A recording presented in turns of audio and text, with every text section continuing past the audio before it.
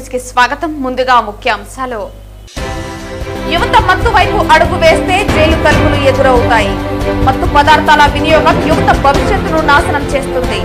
Drugs వ్యసనాలపై ఎట్టి పరిస్థితుల్లోనూ రాజీ ఉండదు.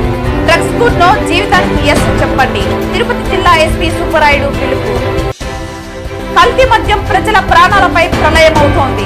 చంద్రబాబు పాలనలో పెరుగుతున్న నేరాలు. చంద్రబాబు నాయుడు అధికారంలోకి వచ్చిన తర్వాత ఒకే ఏడాదిలో 21% గంజాయి, డ్రగ్స్, అక్రమ మద్యం కేసులు పెరిగాయి ఆరోపించిన మాజీ మంత్రి ఆర్కే రోజా. గుప్త నిధుల తవ్వకాల్లో 8 మందిని అరెస్టు చేసిన పోలీసులు. అందులో ఏఆర్ కానిస్టేబుల్ మరియు వైసీపీ రాష్ట్ర ఎస్ఎస్ఎల్ కార్యదర్శి. మరో 5 పరారీ, అందులో 2 స్వామీజీలు. త్వరలో వారిని కూడా పట్టుకుంటామన్న పోలీసులు. వివరాలు వెల్లడించిన 2 సిఐలు. వార్తల్లోని వివరాలు. తిరుపతి జిల్లా ఎస్పీ సుబ్బరాయుడు ఆదేశాల మేరకు తిరుపతి జిల్లా పోలీసులు మాదక ద్రవ్యాల దుర్వినియోగం, వ్యసనాలపై ప్రత్యేక నిఘా కొనసాగిస్తున్నారు.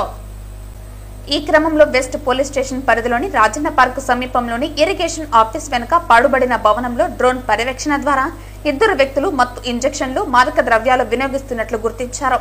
తక్షణమే అక్కడికి చేరుకున్న పోలీసులు వారిని అదుపులోకి తీసుకుని వెస్ట్ పోలీస్ స్టేషన్ లో కేసు నమోదు చేసి విచారణ ప్రారంభించారు. ఈ సందర్భంగా ఎస్పీ సుబ్బరాయుడు హెచ్చరిస్తూ మత్తు పదార్థాల వినియోగం యువత భవిష్యత్తును చీకటిలోకి నెడుతుందన్నారు. ఇటువంటి వ్యసనాలకు లేదా అక్రమ కార్యకలాపాలకు ఎవరు పాల్పడ్డా కఠిన చర్యలు తప్పవన్నారు. తిరుపతి జిల్లాలో డ్రగ్స్ కు ఎట్టి పరిస్థితుల్లోనూ తావు ఇవ్వమని, డ్రోన్ నిఘా, ఆధునిక సాంకేతిక పద్ధతుల ద్వారా నిరంతరం పర్యవేక్షణ కొనసాగుతుందని అన్నారు. తల్లిదండ్రులు తమ పిల్లల ప్రవర్తన, స్నేహ వర్గాలను గమనించాలని, యువత మత్తు వ్యసనాల నుండి దూరంగా ఉండి జీవితాన్ని సానుకూల దిశగా మలుచుకోవాలని విజ్ఞప్తి చేశారు. మాదక ద్రవ్యాల నిర్మూలనలో ప్రతి పౌరుడు తన వంతు సహకారం అందించాలని, ఇలాంటి ఘటనలు గమనించినప్పుడు వెంటనే 112కి సమాచారం ఇవ్వాలని అన్నారు. సమాచారం అందించిన వారి వివరాలను పూర్తిగా గోప్యంగా ఉంచుతామని ఎస్పీ తెలిపారు.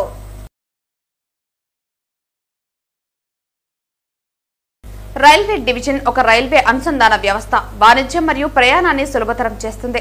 తద్వారా ప్రాంతీయ ఆర్థిక అభివృద్ధిలో కీలక పాత్ర పోషిస్తుంది. బాలాజీ రైల్ డివిజన్ స్థాపన ఈ ప్రాంతానికి కనెక్టివిటీ మరియు ఆర్థిక అభివృద్ధిని అందించడంలో కీలక పాత్ర పోషిస్తుంది. ప్రాంత భవిష్యత్తు కోసం వ్యూహాత్మక చొరవను సూచిస్తుంది. ఇది మెరుగైన రవాణా మౌలిక సదుపాయాల కోసం సంశిష్ట ఆకాంక్షను ప్రతిబింబిస్తుంది. బాలాజీ రైల్వే డివిజన్ సాధన సమితి సంకల్పించినటువంటి ఈ అవగాహన సదస్సుకు స్థానిక నాయకులు, రైలు వినియోగదారులు మరియు ప్రాంత నివాసితుల నుండి బలమైన మద్దతు లభించింది. కొత్త రైల్వే జోన్లు మరియు డివిజన్ల స్థాపన అనేది పరిపాలన మరియు రాజకీయ పరిగణనలపై ఆధారపడి ఉండే సంక్లిష్టమైన ప్రక్రియ. బాలాజీ రైల్వే డివిజన్ కోసం ఆకాంక్ష బలంగా ఉంది మరియు తిరుపతి జిల్లాకు దీర్ఘకాలిక లక్ష్యాలు మరియు అభివృద్ధి ప్రణాళికలను సూచిస్తుంది. మౌలిక సదుపాయాలు మరియు పర్యాటక రంగంపై దృష్టి సారించడంతో పాటు ఈ ప్రాంతాన్ని ప్రపంచ స్థాయి తీర్థయాత్ర కేంద్రంగా అభివృద్ధి చేయాలనేది ఆకాంక్ష. ప్రస్తుతం తిరుపతి దక్షిణ మధ్య రైల్వే జోన్లని గుంతకల్ రైల్వే డివిజన్ లో A1 కేటగిరీ స్టేషన్ సంవత్సరానికి 250 కోట్ల ఆదాయంతో తిరుపతిలో 2వ అత్యధిక ఆదాయాన్ని ఆర్జిస్తోంది. గుంతకల్లుకు 320 కిలోమీటర్ల దూరంలో ఉంది మరియు నూతనంగా ఏర్పాటు కాబోతున్న జోనల్ హెడ్ క్వార్టర్స్ తిరుపతికి 736 కిలోమీటర్ల దూరంలో ఉంది. తిరుపతి రైల్వే స్టేషన్ అటు ప్రపంచ నలుమూల నుండి భక్తులను ఇంకా పర్యాటకులను ఆకర్షిస్తూ ఆదాయ ఆర్జనలో ముందు ఉన్నప్పటికీ ప్రాంత అభివృద్ధికి దోహదపడటం లేదు. జోనల్ మరియు డివిజనల్ హెడ్ క్వార్టర్స్ కు మిక్కిలి దూరం వలన సరైన తోడ్పాటు కొరవడుతుండడమే కాకుండా అన్య ప్రాంతాల అభివృద్ధితో పోటీలో వెనుకబడుతోంది. బాలాజీ రైల్వే డివిజన్ ఆలోచన 1990లో ఉద్భవించింది. 2003లో 9 జోన్లను 16 జోన్లుగా మార్చారు. కానీ రాజకీయ ఒత్తిళ్ల కారణంగా బాలాజీ డివిజన్ దారి మళ్లించబడి గుంటూరు డివిజన్ ఏర్పడింది. ఈ రోజు విజయవాడ డివిజన్ కేంద్రం నుండి గుంటూరు కేవలం 30 కిలోమీటర్ల దూరంలో ఉంది. ఈ సమావేశానికి తిరుపతి గౌరవ ఐటీ నిపుణులు, పోస్టల్ యూనియన్ నాయకులు, ఏపీఎస్ఆర్టీసీ ట్రేడ్ యూనియన్ నాయకులు, ఉపాధ్యాయ సంఘం నాయకులు, Sri Venkateswara university merchant association ప్రొఫెసర్లు మరియు భారతీయ రియల్ ఎస్టేట్ డెవలపర్ల సమైక్య ప్రతినిధులు తదితరులు పాల్గొన్నారు. చంద్రబాబు నాయుడు అధికారంలోకి వచ్చిన తర్వాత ఒకే ఏడాదిలో 21% గంజాయి, డ్రగ్స్, అక్రమ మద్యం కేసులు పెరిగాయని, ఇది సాక్షాత్తు ప్రభుత్వ అధికారుల లెక్కల ప్రకారం స్పష్టంగా బయటపడిందని, ఇది ఆందోళనకరమైన పరిణామమని, ప్రజల జీవన భద్రతకు ప్రమాదం కలిగిస్తున్న ఈ అక్రమ మద్యం, డ్రగ్స్ వ్యాపారంపై ప్రభుత్వం వెంటనే కఠిన చర్యలు తీసుకోవాలని, బాధ్యులపై నేరపూర్వక చర్యలు చేపట్టాలని మాజీ మంత్రి ఆర్కే రోజా డిమాండ్ చేశారు. వాళ్ళ మాంగళ్యాన్ని కాపాడే విధంగా తాను అధికారంలోకి వచ్చిన మొదటి రోజు నుంచే ఏ విధంగా 43,000 బెల్ట్ షాంపుల్ని రిమూవ్ చేశారు. అలాగే మీరు చూస్తే బార్లని ఏ విధంగా తగ్గించారు, పర్మిట్ రూమ్లని ఏ విధంగా రిమూవ్ చేయటం జరిగింది. అలాగే కొత్త బార్లకు కానీ లైసెన్స్ ఇవ్వకుండా, కొత్త డిస్టిలరీ లైసెన్స్ ఇవ్వకుండా మరి ఈ వైన్ షాప్స్ ని ప్రభుత్వ షాప్స్ గా మార్చి టైం కూడా ఏ విధంగా దగ్గరకు చేసి మరి ప్రజలకి మద్యాన్ని దూరం చేస్తూ ప్రజల్ని కాపాడుకుంటూ మహిళల్ని కాపాడుకుంటూ ముందుకు వెళ్లాడో ఈ రాష్ట్రంలో ఉన్న మహిళలందరూ ఈ రోజు మళ్ళీ ఒకసారి గుర్తు చేసుకుంటున్నారు. ఎందుకంటే ఈ రోజు ఈ రాష్ట్రంలో నారావారి ఈ కల్తీ సారాతో ఎంత మంది రాష్ట్ర వ్యాప్తంగా చనిపోతున్నారు, దీని వెనక అంటే ఈ రాకెట్ వెనక పెద్ద పెద్ద వాళ్ళు ఎలా ఉన్నారో సాక్ష్యాధారాలతో కూడా మీకు బయటకు వస్తున్నాయి. నిజంగా ఎంత సిగ్గుచేటంటే ఈరోజు ఈ మొలకల చెరువులో బయటపడ్డ కల్తీ మద్యం స్కామ్ చూస్తే ఈ టీడీపీ నాయకులు అనేవాళ్ళు డెకాయిట్ల కన్నా బందిపోట్ల కన్నా ఎంత ఘోరంగా తయారయ్యారో మనకు అర్థమవుతుంది.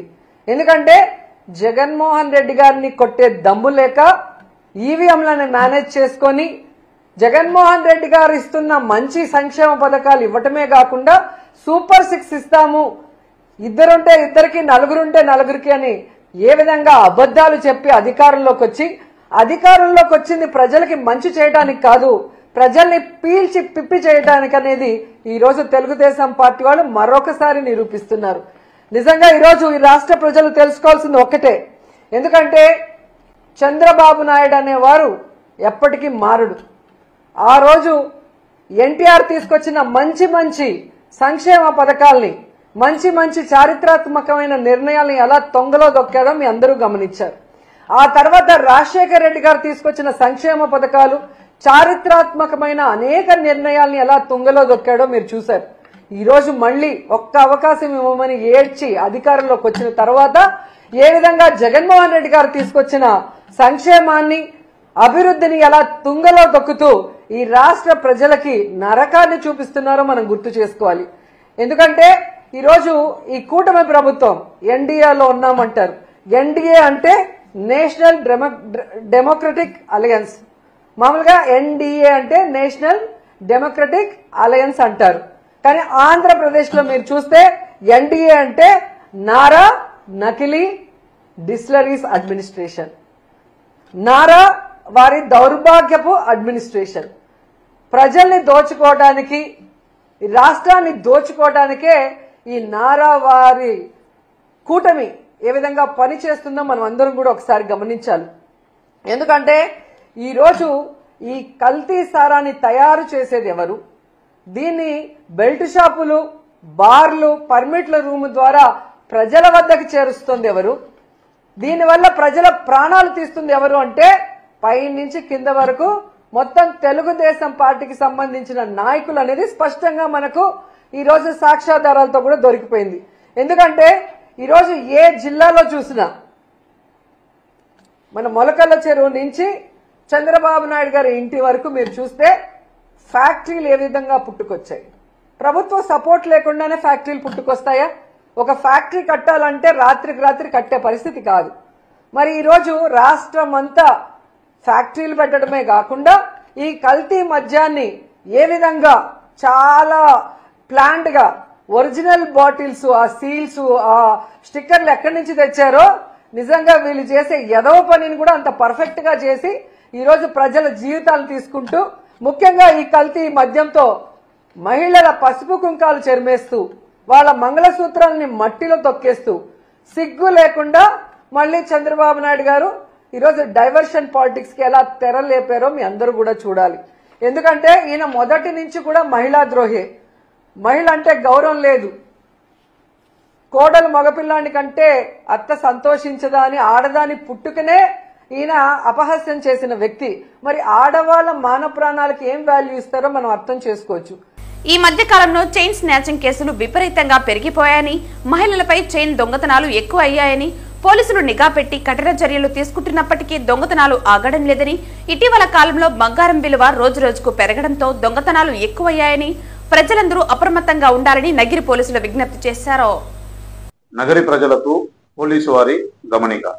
ఇటీవల కాలంలో బంగారం యొక్క విలువ రోజురోజుకు పెరుగుతుండడము, అదేవిధంగా రూరల్ ఏరియాలోను పట్టణాల్లోనూ ప్రజల యొక్క అజాగ్రత్తను వాళ్లకు అనుకువగా మలుచుకొని దొంగలు రూరల్ ఏరియాలను, పట్టణ ఏరియాలను ఏదైతే ఇండ్లు లాక్ చేసి వెళ్ళుంటారో వాటి మీద రక్కీ చేసి పగటిపూట మరియు సాయంత్రం పూట రక్కీ చేసి వాళ్ళు లాక్ చేసి వెళ్ళిన దాన్ని ఐడెంటిఫై చేసుకొని అర్ధరాత్రి సమయంలోనో లేదంటే ఇల్లు ఎవరు లేని సమయంలోనో వచ్చి తాళాలు పగలగొట్టి విలువైన ఆభరణాలను వస్తువులు తీసుకోవడం జరుగుతుంది.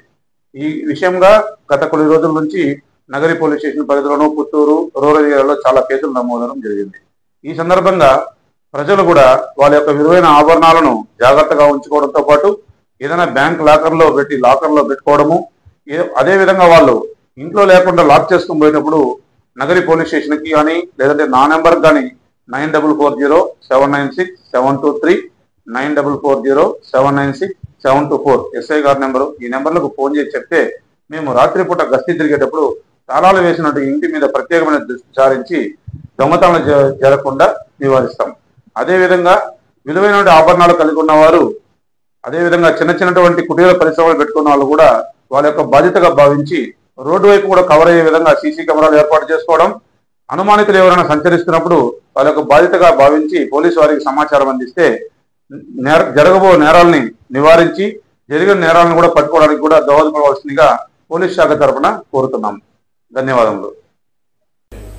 చిత్తూరు జిల్లా పలమనేరు నియోజకవర్గం పెద్దపంచాని మండలం వీరపల్లి గ్రామంలో నిధుల వేట కలకలం రేపింది. వీరపల్లి వద్ద ఉన్న కొండపై అర్ధరాత్రి స్వామీజీలతో ప్రత్యేక పూజలు నిర్వహించారు.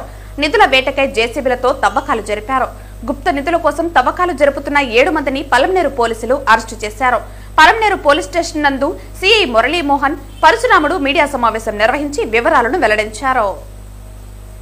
పలమనేరు సిఐ మురళీమోహన్, పంజాని సిఐ పరశురాముడు కథనం మేరకు పంజాని మండలం కెలావతి గ్రామానికి చెందిన వైఎస్ఆర్సీపీ ఎస్ఎస్ఎల్ రాష్ట్ర కార్యదర్శి శ్రీనివాసులు ఆధ్వర్యంలో 10 మంది ముఠా సభ్యులతో కలిసి వీరపల్లి గ్రామం సమీపంలో నిధుల కోసం తవ్వకాలు జరుపుతూ ఉండగా గ్రామస్తులు గుర్తించి పంజాని పోలీసులకు సమాచారం అందించారు. పోలీసులు వారిని చాకచక్యంగా పట్టుకున్నారు. ముద్దాయిల్లో ఒకరు ఏఆర్ కానిస్టేబుల్ గా గతంలో పనిచేసిన వినోద్ కుమార్ అనే వ్యక్తి కూడా ఉన్నట్లు సిఐ తెలిపారు. వారి వద్ద నుంచి ఒక జేసీబీ, ఒక కారు, 4 ద్విచక్ర వాహనాలు స్వాధీనం చేసుకున్నామని, 7 మందిని అరెస్టు చేసి రిమాండ్కు తరలిస్తామని, ముద్దాయిల్లో 4 వ్యక్తులు తప్పించుకున్నారని, వారిని కూడా త్వరలోనే పట్టుకుని కేసులు నమోదు చేస్తామని తెలిపారు. నేను నైట్ పంజాని మండలం వీరపల్లి పంచాయతీలో కెలవాతి మరియు వీరపల్లి మధ్యన కొన్ని కొండ ప్రాంతాల్లో గుప్త నిధులు తవ్వకాలు జరుగుతున్నటువంటి సమాచారం పైన విఆర్ఏ చెప్పిన సమాచారం పైన విఆర్ఓ గారు వెళ్ళి, శరవణ్ కుమార్ గారు వెళ్ళి చూసి ఈరోజు మార్నింగ్ వచ్చి పోలీస్ స్టేషన్ ఫిర్యాదు ఇవ్వడం జరిగింది. దానిపైన పంజాని ఎస్ఐ గారు సిబ్బంది మరియు పల్మేరు ఎస్ఐ గారు అందరూ కలిసి రైడ్ చేసి ఎక్కడైతే గుప్త తవ్వకాలు జరిగాయో ఆ ప్రదేశాన్ని నమ్మదైన సమాచారంతో రైడ్ చేయడం జరిగింది. అక్కడ కెలవాల్సినటువంటి ఎర్రపల్లి శ్రీనివాసులు మరియు వాళ్ళ తమ్ముడు శరవణ మరియు పొంగనూరు గ్రామానికి చెందినటువంటి బండ్లపల్లి వాస్తవ్యులు శ్రీనివాసరెడ్డి, జయప్రకాష్, అదేవిధంగా ఇంకొంతమంది చిత్తూరు చెందినటువంటి వెంకటేష్, వీళ్ళందరూ కూడా గుప్త నిధుల కోసం అక్కడ తవ్వకాలు జరిపి గుమ్ముకూడి అక్కడ కూర్చొని ఉన్నారు. సిబ్బంది సహాయంతో వాళ్ళందరినీ పట్టుకొని ఈ గుప్త తవ్వకాల కోసం వినియోగించేటువంటి జేసీబీని మరియు వీరు నేరానికి వాడినటువంటి వాహనాలు, కారుని, 4 మోటార్ సైకిల్ని మరియు పూజా సామగ్రి అంతా స్వాధీనం చేసుకోవడం జరిగింది. దీనిలో ఎర్రపల్లి శ్రీనివాసుల పైన ఇదివరకే పంజాని పోలీస్ స్టేషన్ రౌడీ షీట్ కూడా ఓపెన్ చేయడం జరిగింది. ఇతను వైఎస్ఆర్సీపీ జిల్లా ఎస్సీ కార్యదర్శిగా కూడా ప్రస్తుతం పనిచేస్తూ ఉన్నారు. దీనిలో శ్రీను మరియు శరణ ఇద్దరు అన్నదమ్ములు. వాళ్ళు ఈ గ్యాంగ్ అందరినీ ఒక ప్లాన్ ప్రకారం సుమారు 5 నెలలుగా ఈ ఎవరైతే ఉన్నారో బండపల్లి వాస్తవ్యులు, పొంగనూరు, వీళ్ళందరినీ ఒక గ్యాంగ్ లాగా తయారు చేసి ఈ గుప్త నిధులు తీయడానికి వీళ్ళే ప్రధాన పాత్ర పోషించారు. అంతేకాకుండా వీళ్ళందరూ అక్కడే ఈ గంపకొండపాలెం నుంచి సుమారు 20 లీటర్ల దాకా సారాయి తీసుకుని వచ్చి అక్కడ తాగుతూ ఉన్నారు. ఆ సారాయి కూడా స్వాధీనం చేసుకోవడం జరిగింది. మన భారతదేశానికి దాదాపు ఒక 2000 సంవత్సరం క్రితం నుండి మనం అనాగరికంగా ఎంతో బంగారు అయితేనేమి ఇతర లోహాలకు సంబంధించి అప్పట్లో ఎక్కడో దాచి ఉన్నారని చెప్పేసి మనకు తెలుస్తుంది. అలాంటివి ఏవైనా ఉంటే మా దృష్టికి కానీ లేదా ఆర్కియాలజీ డిపార్ట్మెంట్ వాళ్ళ దృష్టికి తీసుకుని వస్తే అవి ప్రభుత్వ ఆధ్వర్యంలో కూడా తీసే అవకాశం ఉంది. అనవసరంగా దాన్ని మన సంపదను, మన వారసత్వ సంపదను అందరిదిగా భావించేసి మన గవర్నమెంట్ పురావస్తు శాఖ వారి ద్వారా చేపిస్తే బాగుంటుంది. ఇలాంటివి ఏదైనా దొంగతనాలు ప్రయత్నిస్తే మళ్ళీ కూడా మాకు ఇన్ఫర్మేషన్ ఇస్తే ఖచ్చితంగా కఠినమైన చర్యలు తీసుకుంటాం. తిరుచనూరు పంచాయతీ దామినేడులో పోలీసులు భారీ స్థాయిలో కార్టన్ సెర్చ్ నిర్వహించారు. ఇటీవల వరుస చోరీల ఘటనల నేపథ్యంలో ఉదయం అనూహ్యంగా పోలీసులు ఆ ప్రాంతాన్ని చుట్టుముట్టి ప్రతి ఇంటి వాహనం, అద్దె గదులపై సమగ్ర తనిఖీలు చేశారు. దామినేడులో పోలీసులు భారీ స్థాయిలో కార్టన్ సెర్చ్ నిర్వహించారు. ఉదయం అనూహ్యంగా ప్రాంతాన్ని పోలీసులు చుట్టుముట్టారు. ప్రతి ఇంటి వాహనం, అద్దె గదులపై సమగ్ర తనిఖీలు నిర్వహించారు. అనుమానాస్పద వ్యక్తుల ఆధార్, వాహన పత్రాలను పరిశీలించారు. ఇటీవల వరుస చోరీల ఘటనల నేపథ్యంలో ప్రత్యేక ఆపరేషన్ నిర్వహించారు. మత్తు పదార్థాల, నిషేధిత వస్తువుల కోసం ఇంటింటా సెర్చ్ నిర్వహించారు.